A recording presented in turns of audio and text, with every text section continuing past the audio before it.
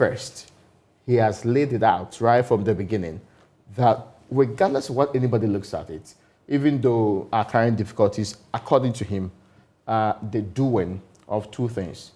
COVID and the Ukraine-Russia war.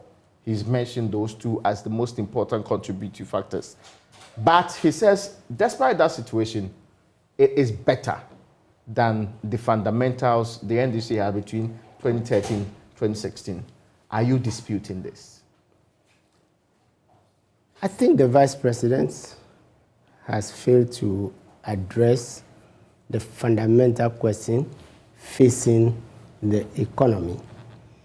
And these comparisons between the NDC and the MPP are only repetitive. We've heard all of them, already, 17 taxes and others. I'll prefer that later we can look at them.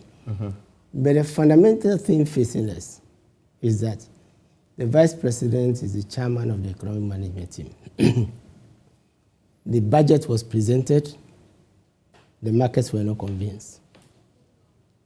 Those who will give finance our deficit were not convinced. Either before or a short while after, we had downgrades. Okay. Significance. And we barely survived Moody's, with a negative, but still just not going. C means we are entering into junk territory. Then the Ukraine war started 1 month ago, let me remind you. Right? Yeah. But before 1 month ago, we had a downgrade. Yeah. Before 1 month ago, the budget had been presented, and the markets were not convinced.